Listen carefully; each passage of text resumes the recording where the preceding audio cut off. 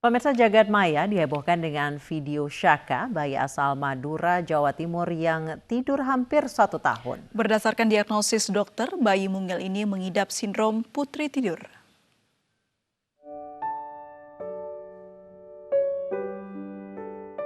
Bayi Saka mulai tertidur sejak usia 8 bulan. Dalam video yang diunggah ibunya, Saka memang tidak bisa melakukan aktivitas normal seperti anak-anak seusianya. Meski dalam keadaan tidur, Saka tetap bisa mengkonsumsi makanan dan minuman. Berbagai usaha dilakukan keluarga untuk membangunkan Saka. Keluarga juga sempat membawa Saka berobat ke dokter dan dia didiagnosis mengidap sindrom putri tidur. Kan perawatan secara medis sampai dirawat di salah satu rumah sakit swasta yang ada di Surabaya. Namun perkembangannya sampai saat ini masih belum ada perkembangan yang signifikan. Secara fisik, perkembangan balita tersebut sehat, baik. Hingga kini keluarga berharap ada pengobatan yang dapat menyembuhkan Saka sehingga bayi mungil ini dapat beraktivitas seperti anak seusianya. Dari Pamekasan, Jawa Timur, Dedi Prianto, iNews melaporkan. Pemirsa, warga Tasikmalaya dihebohkan dengan kejadian seorang ibu yang mendadak melahirkan. Padahal selama 9 bulan terakhir, sang ibu tidak merasakan tanda-tanda kehamilan.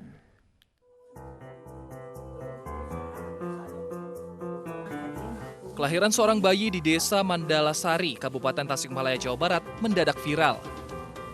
Hanya dalam waktu hitungan 1 jam lebih, sang ibu melahirkan bayi laki-laki pada Sabtu malam.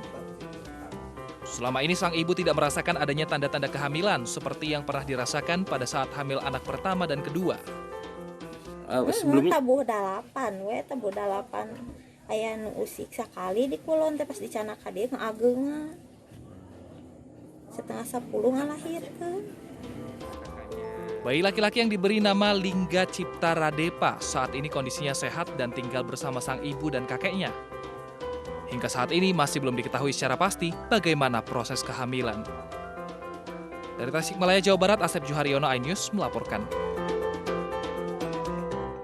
Dan saat ini sudah bergabung bersama kami Bapak Mahmudin, ayah dari wanita yang hamil dalam waktu 1 jam. Selamat sore Pak Mahmudin.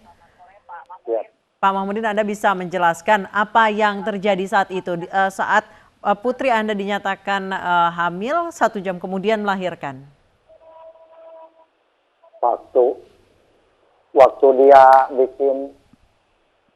bikin bolu, tiba-tiba perutnya terasa sakit. Langsung itu suaminya manggil saya ke sini ke bawah itu dari atas, kan rumahnya dari atas. Baik, Pak Mahmudin, apakah setelah mengetahui kalau hamil dan merasakan kram, ada perubahan tidak dari perut anak Anda mungkin yang membesar atau seperti apa begitu, Pak? Iya, tadinya kan sebelah sini katanya sakit, itu mau beol katanya kalau itu. Oke. Baik, kemudian baik, tapi bukan untuk buang air besar ya Pak ya, tapi melahirkan begitu ya. Iya, tapi ada perubahan tidak Pak? Mungkin Anda biasanya melihat perut anak Anda ukurannya seperti apa, lalu berubah mungkin menjadi besar gitu? Kan baru sebelah, ini sebesar gini lah, kayak gini. Tiba-tiba kan dibawa ke rumah saya ke sini, dibaringkan, saya manggil Pak Raji, dielus-elus sama Pak Raji, lalu perutnya membesar. Berarti perutnya membesar selama 1 jam tersebut, Pak? Secara tiba-tiba membesar ya gitu? Iya, 1 jam. Sampai segini lah gitu. Oh baik, berarti sebelum merasakan sakit, perutnya tidak sebesar pada saat akan melahirkan? Belum besar. Oke, jadi dalam waktu 1 jam, tiba-tiba perut putri Anda membesar layaknya orang hamil gitu ya Pak ya? Iya. Kan saya ketakutan itu sambil manggil dukun, manggil apa gitu. Yang menyatakan bahwa putri Anda hamil itu dari dokter, Pak? Atau dari mana? Enggak, kan Paraji juga kan udah tahu menggeletarnya itu. Ada bayi, mungkin ini udah mau keluar katanya. Lahirnya di mana, Pak? Di rumah. Di rumah? Oleh bidan ya, Pak ya? Bukan Praji, bidan kampung. Oke. Beratnya berapa, Pak? Beratnya 3 kilo 4 on. Besar ya, Pak ya? Terhitung Iya, besar besar. ya? Iya, normal. 3,4. Lalu bagaimana keadaan anak Anda, Pak, setelah melahirkan? Apakah shock, kaget, atau seperti apa? Gembira. Gembira ya? Bukan, iya, sudah keluar gitu. Kan tadinya belum tahu apa gitu itunya. Baik, saat ini kondisi putri Anda seperti apa? Kondisi putri Anda dan juga bayinya, Pak Mahmudin? Alhamdulillah sehat. Sudah sudah jalan-jalan bisa. Sudah bisa beraktivitas dengan normal begitu ya, Pak ya? Iya, normal kembali. Pak Mahmudin, jadi selama 9 bulan sebelum akhirnya melahirkan, putri Anda sama sekali tidak merasakan tanda-tanda kehamilan atau perubahan fisik layaknya kehamilan pada umumnya ya, Pak ya? Bukan itu, lusanya juga masih aktivitas ke sini, mau jalan-jalan, bawa motor, nyuci di sini di rumah. Berarti tanda-tanda kehamilan tuh muncul 1 jam begitu ya, Pak ya? 1 jam. Oke. Setelah jam tadi 8 diobati tuh. oleh Pak Haji itu ya, Pak Mahmudin ya? Oh iya. Baik, ketika putri Anda merasakan sakit di bagian perut atasnya, Anda bawa ke dokter atau langsung ke Pak Haji itu, Pak Mahmudin? Enggak, ditangani di sini saja. Dipakai air gitulah. Oke. Cucu Pak Mahmudin sendiri seperti apa keadaannya sekarang, Pak? Dia ganteng, dia tuh. Sehat ya, Pak ya? Sehat, iya. Sehat. Alhamdulillah sehat ya, Pak ya. Sudah dibawa ke puskesmas terdekat, Pak, untuk diperiksakan keadaannya? Udah. Apa hasilnya, Pak? Normal. Normal semua. Alhamdulillah. Terima kasih, Pak Mahmudin. Selamat sekali lagi Ya. Pak Mahmudin atas kelahiran iya. cucunya. Semoga ibu dan bayinya selalu sehat, Pak Mahmudin. Terima kasih. Sama-sama.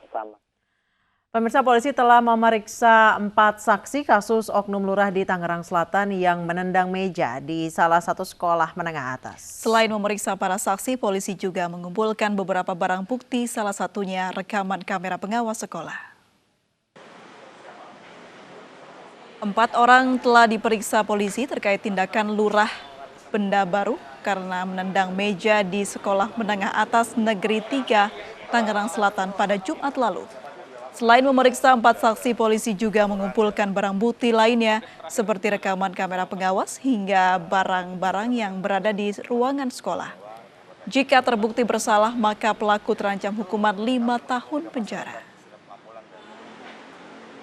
Kasus ini masuk berjalan, nanti teman-teman tinggal tunggu waktunya. Pak Polsek, berapa saksi saat ini yang sudah diperiksa? 4. Itu Masih ada saksi lagi. Itu dari pihak sendiri sudah dipanggil belum ke Polsek? Nah, kita manggil yang paling terakhir tentunya kan, setelah alat bukti cukup, dia baru dilanjut.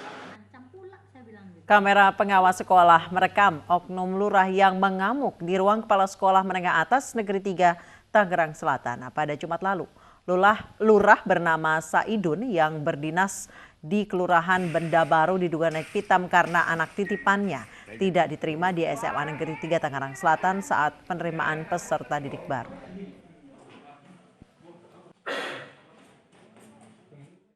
Berbeda dengan lurah yang berupaya memaksa agar siswa titipannya bisa masuk sekolah, seorang pelajar berprestasi peraih ratusan penghargaan justru terpaksa putus sekolah karena tidak lolos penerimaan peserta didik baru. Selama putus sekolah, perempuan berusia 15 tahun itu memutuskan mengajar melukis kepada anak-anak.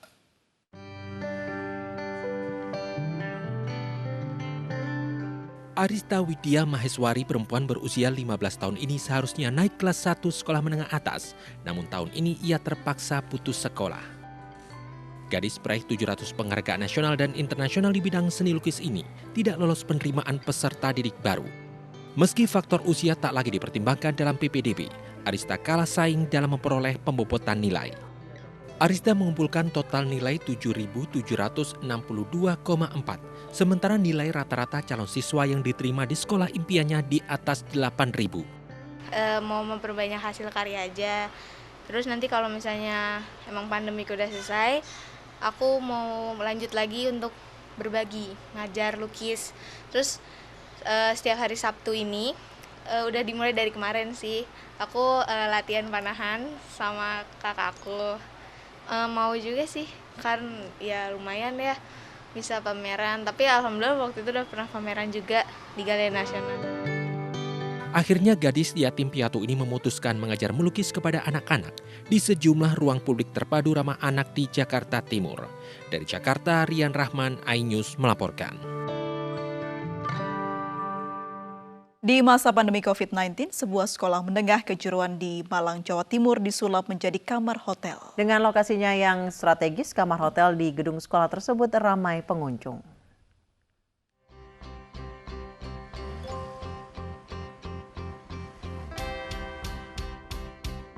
Sekolah Menengah Kejuruan Negeri 4 Kota Malang, Jawa Timur viral di media sosial.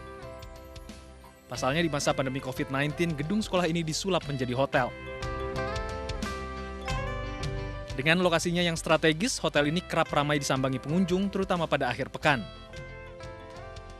Pihak sekolah menuturkan sebagai sekolah berstatus Badan Layanan Umum Daerah memungkinkan menjalin kerjasama dengan pihak ketiga dalam membangun badan usaha.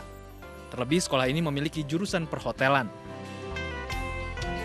Sebelum pandemi ini kita juga selalu ramai di weekend atau di high season, itu kita alhamdulillah hampir semua kamar mesti terisi semua. Yang membedakan tentunya hotel di sini tidak hanya untuk orientasi bisnis saja, tapi di sini untuk media pembelajaran siswa jurusan perhotelan SMK 4 sendiri. Total ada 28 kamar hotel di sekolah ini yang terletak di lantai 2 dan 3. Pihak sekolah membangun pagar pembatas antara ruang belajar mengajar dengan kamar hotel. Dari Malang, Jawa Timur, Denny Irwansyah, iNews melaporkan. Tidak terima ditetapkan sebagai pasien COVID-19 hingga dimakamkan dengan protokol corona. Pihak keluarga mengamuk di rumah sakit. Sesaat lagi di iNews.